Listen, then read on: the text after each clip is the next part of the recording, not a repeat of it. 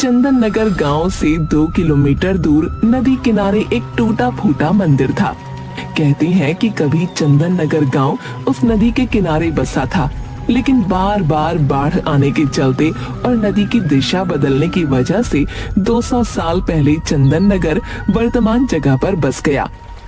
वो पुराना मंदिर आज भी नदी किनारे ही विराजमान है। इस मंदिर को गांव वाले भूतिया मंदिर भी कहते हैं। एक दिन बहुत तेज बारिश हो रही थी और बिजली भी चमक रही थी। गांव का भुवन काम से लौट रहा था।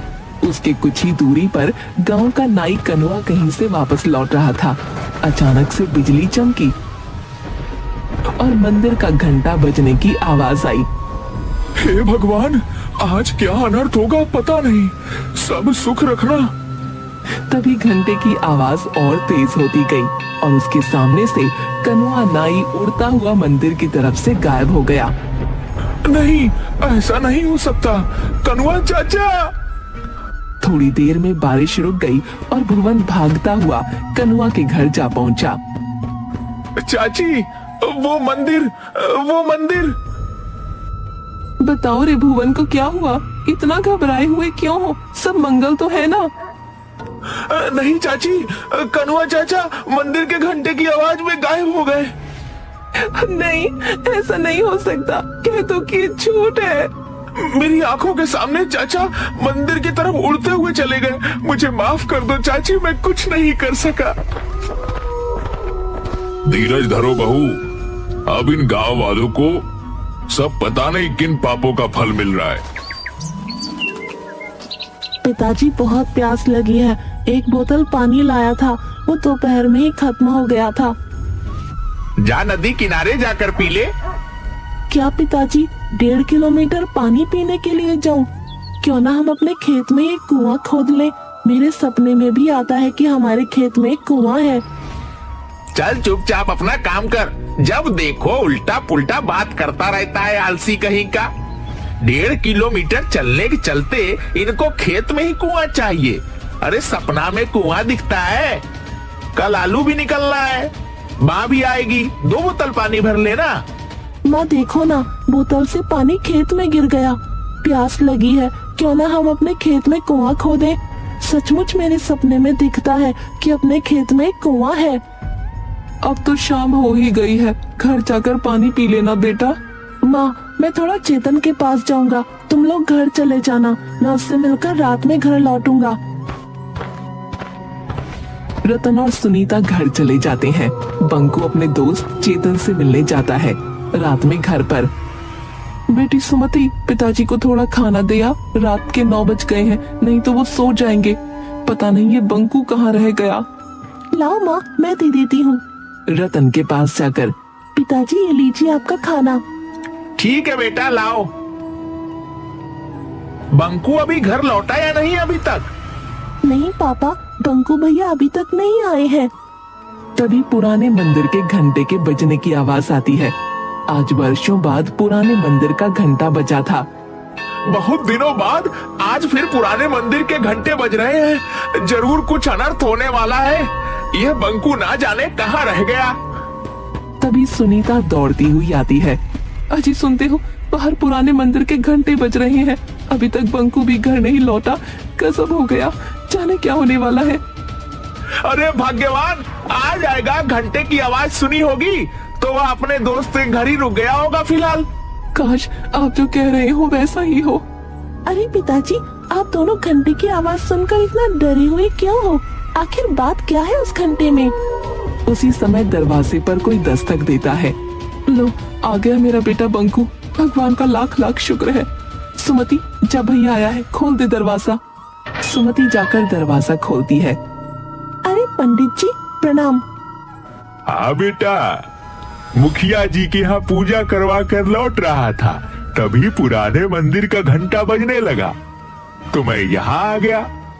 अरे पंडित जी प्रणाम, आइए आइए, अंदर आइए।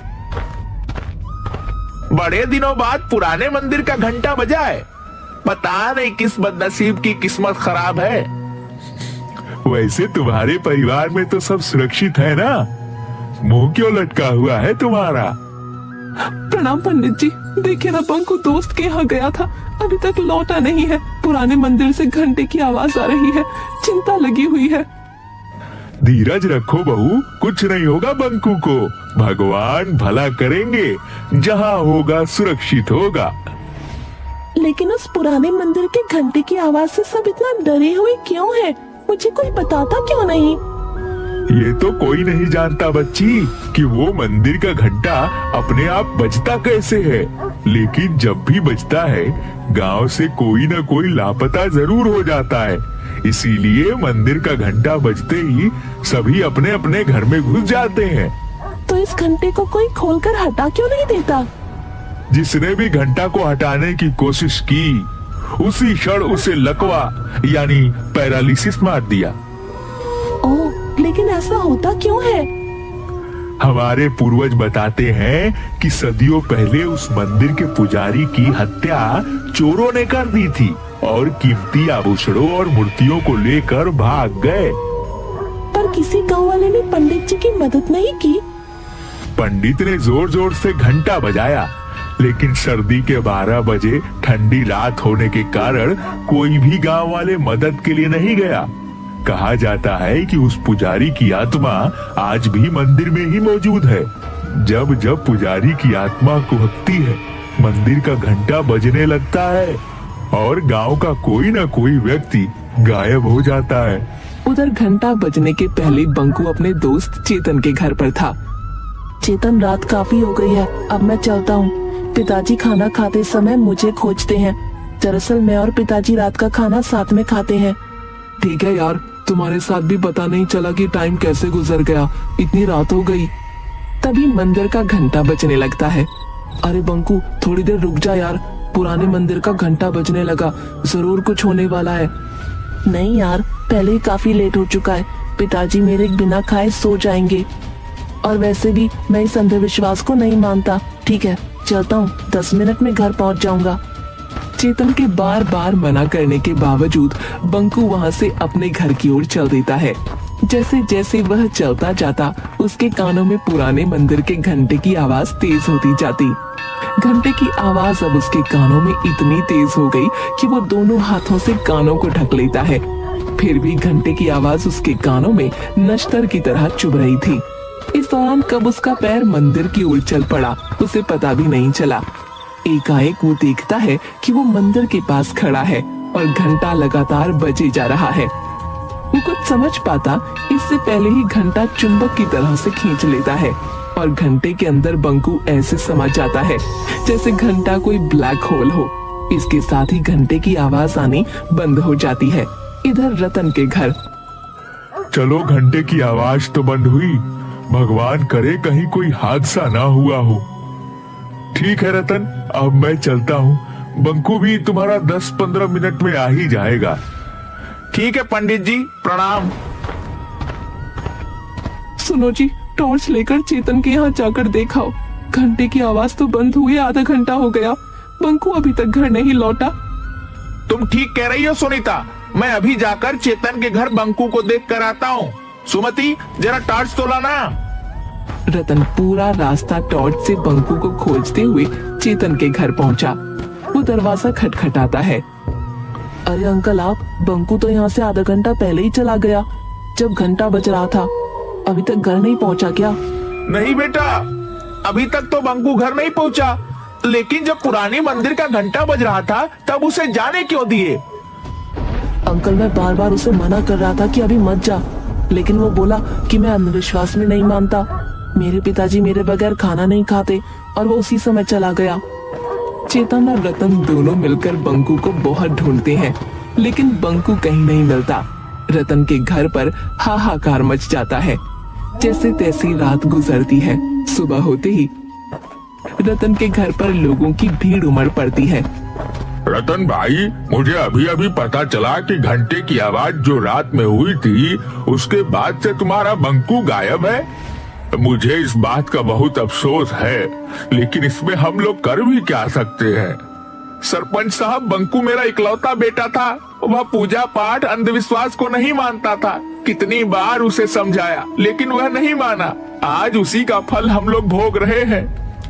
नियति के आगे हम सब लोग बेबस हैं। मैं जानता हूँ कि तुम्हारे ऊपर क्या बीत रहा है। हम लोग तो सिर्फ सांत्वना ही दे सकते हैं।